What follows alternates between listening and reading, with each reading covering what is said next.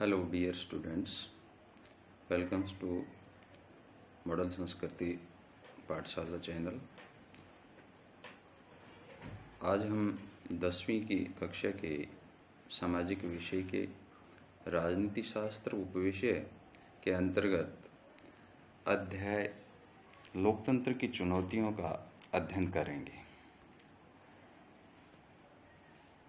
प्रिय विद्यार्थियों, सबसे पहले हम इस अध्याय के मुख्य ऑब्जेक्टिव्स क्या क्या हैं उन पर चर्चा करेंगे और उसके बाद इन सभी ऑब्जेक्टिव्स की विस्तार पूर्वक व्याख्या करेंगे। इस अध्याय के मुख्य ऑब्जेक्टिव्स हैं लोकतंत्र का अर्थ, लोकतंत्र के बुनियादी आधार की चुनौती, लोकतंत्र के विस्तार की चुनौती, लोकतंत्र को मजबूत बनाने की चुनौती, भारत में राजनीतिक सुधारों के तरीके। लोकतंत्र का अर्थ, जैसा कि हमने इससे पहले अध्याय में लोकतंत्र के परिणाम नामक अध्याय में लोकतंत्र का अर्थ को स्पष्ट किया था कि एक ऐसी शासन व्यवस्था जिसके निर्माण और संचालन के लिए राज्य के नागरिक प्रत्यक्ष रूप से अपने प्रतिनिधियों का चुनाव एक निश्चित समय के लिए करते हैं। ये प्रतिनिधि नागरिकों की इच्छा के अनुसार लोकतांत्रिक शासन व्यवस्था का संचालन करते हैं। परिभाषा, अमेरिका के पूर्व राष्ट्रपति अब्राहम लिंकन ने एक सुंदर सी परिभाषा दी है कि उन्होंने कहा है कि लोकतंत्र जनता का जनता के लिए जनता द्वारा शासन है, अर्थात democracy is a rule by the people, to the people and for the people. चुनौती का अर्थ, चुनौती किसे कहते हैं, क्या चुनौती होती है? चुनौती से अभिप्राय किसी भी ऐसी समस्या से है जिसके भीतर ही उससे छुटकारा मिलने, उसके निदान की संभावना छुपी रहती है।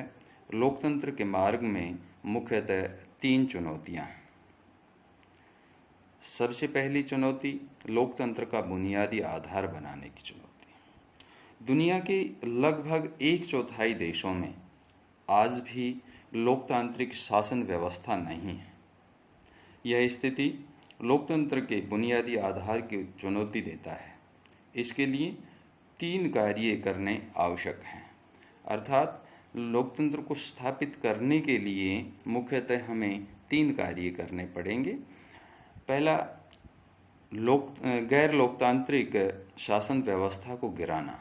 जहाँ जहाँ भी गैर लोकतांत्रिक शासन व्यवस्था है उन सब शासन व्यवस्थाओं का अंत करना।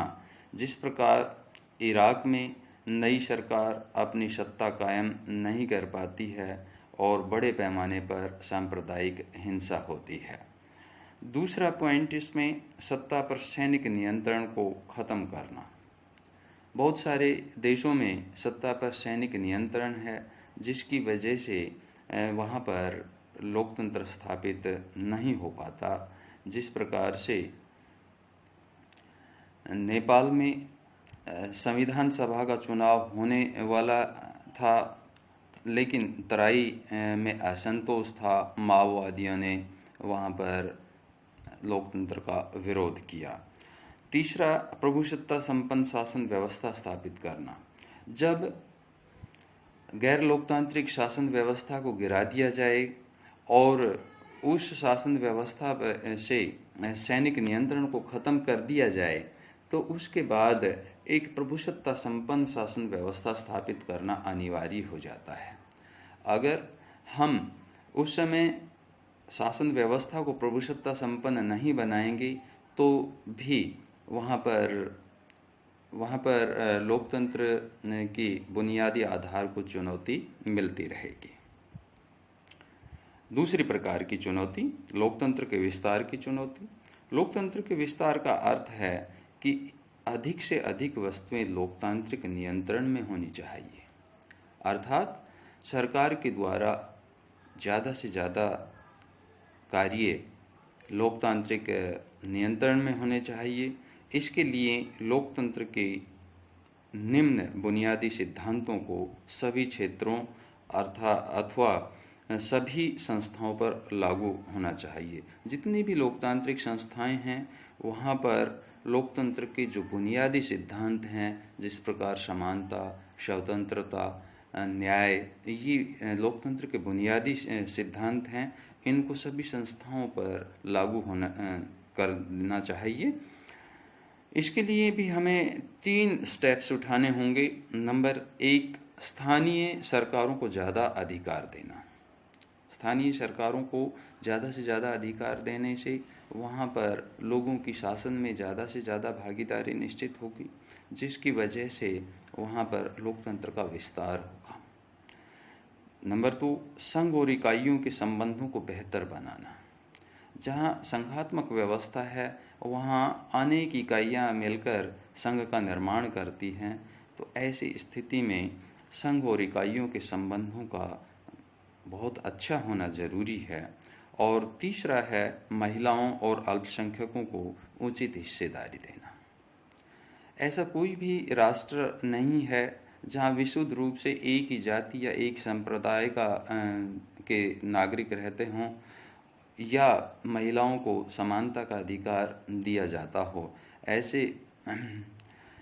ऐसे अधिकतर देशों में लोकतंत्र के विस्तार की चुनौती होती है, इसलिए महिलाओं और अल्पसंख्यकों को भी शासन में उचित हिस्सेदारी दी जानी चाहिए। जिस प्रकार से चीन, जब हम उदाहरण के तौर पर चीन को लेते हैं, तो चीन में कम्युनिस्ट पार्टी आर्थिक सुधार अपनाती है पर राजनीतिक सत्ता पर एकाधिकार बनाए रखना चाहती है। इसका मतलब ये है कि वो आर्थिक सुधार तो करती है, अपनी अर्थव्यवस्था को मजबूत तो करना चाहती है, लेकिन राजनीतिक व्यवस्था को मजबूत नहीं करना चाहती। लोगों को शासन के कार्यों में कम्युनिस्ट पार्टी के अलावा दूसरे किसी भी दल को वहाँ अस्तित्व में नहीं आने देना चाहती, क्योंकि लोकतंत्र के लिए राजनीतिक दलों का होना भी उतना ही ज़रूरी होता है। अगली जो तीसरी प्रकार की चुनौती है वो है लोकतंत्र को मजबूत बनाने की चुनौती।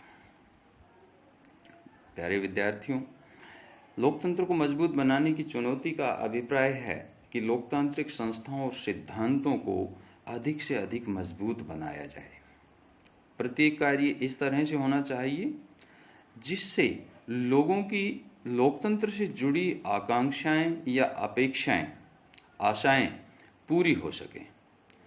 क्योंकि लोकतंत्र को दुनिया का सर्वोत्तम शासन व्यवस्था माना जाता है, इसलिए नागरिकों की या वहाँ के लोगों की लोकतंत्र से बहुत ज़्यादा आशाएं और अपेक्षाएं होती हैं। लोकतंत्र को मजबूत बनाने के लिए हमें 3 कदम उठाने होंगे। नंबर 1, संस्थाओं की कार्य प्रणाली में सुधार करना। हमें लोकतांत्रिक संस्थाओं की कार्य प्रणाली में ज़्यादा से ज़्यादा सुधार लाना होगा। उनकी जो हीला हवाली की व्यवस्था है उसे छुटकारा पाना होगा और उसे चुस्त और दुरुस्त बनाना होगा। नंबर 2, लोगों की शासन कार्यों में भागीदारी और नियंत्रण में वृद्धि करना। जितना अधिक हम लोगों को शासन के कार्यों में भागीदार बनाएंगे, जितना अधिक लोकतांत्रिक व्यवस्थाओं पर लोगों का नियंत्रण होगा, उतना ही लोकतंत्र मजबूत बनेगा। और तीसरा है पूंजीपतियों के प्रभाव को कम करना। बहुत सारी व्यवस्थाओं पर पूंजीपतियों का प्रभाव देखने को मिलता है, लेकिन ऐसी व्यवस्था में लोकतंत्र का अगर हम मजबूत बनाने की बात करते हैं तो पूंजीपतियों का प्रभाव कम से कम होना चाहिए। उदाहरण के तौर पर हम अमेरिका के नागरिक अधिकारों की बात करते हैं। अश्वेत लोगों को समान अधिकार मिले, लेकिन अमेरिका में अश्वेत लोगों को समान अधिकार नहीं मिले हुए हैं, लेकिन वे अब भी गरीब, कम शिक्षित और कमज़ोर स्थिति में हैं। तो वहाँ पर इसका सीधा सा मतलब है कि जो लोकतंत्र के बुनियादी सिद्धांत होते हैं, समानता, स्वतंत्रता, उनकी अनदेखी की जा रही है, जिससे लोकतंत्र मजबूत बनाने की चुनौती लगातार बरकरार है। लोकतंत्र की चुनौतियों के उपाय। हमने 3 प्रकार की चुनौतियों का ज़रूरी चीज़ें हैं, उन सभी को समाप्त करके हम लोकतंत्र की चुनौतियों को समाधान कर सकते हैं। नंबर 2, कानूनों के कल्याणकारी उद्देश्य के लिए। कानून जितने भी हों लोकतांत्रिक देशों में, उनका सबका उद्देश्य कल्याणकारी होना चाहिए। लोगों की भलाई के लिए कानून ज़्यादा से ज़्यादा निर्मित किए जाने चाहिए। नंबर 3, लोकतांत्रिक कार्य प्रणाली को मजबूत करना। लोकतंत्र को मजबूत बनाने के लिए हमें सभी नागरिकों को स्वतंत्रता और समानता, समान अधिकार और सामाजिक न्याय की स्थापना करनी पड़ेगी। और नंबर 3, नए कानूनों के उद्देश्य को स्पष्ट करके। जब तक हम कानूनों के उद्देश्यों को जनता के बीच, नागरिकों के बीच स्पष्ट नहीं करेंगे, तब तक भी लोकतांत्रिक व्यवस्था को हम उतना मजबूत नहीं बना सकते, क्योंकि लोकतांत्रिक व्यवस्था के लिए लोगों को लोकतंत्र पर विश्वास होना बहुत ज़रूरी है। आज की वीडियो में इतना ही। आशा है आपको पसंद आया होगा। Hard work never goes unrewarded, always be happy. लगातार प्रयास करते रहें, लगातार अध्ययन करते रहें। और आपको ये वीडियो पसंद आया है, मेरे इस चैनल को सब्सक्राइब करें। और जय हिंद, जय भारत। Thank you.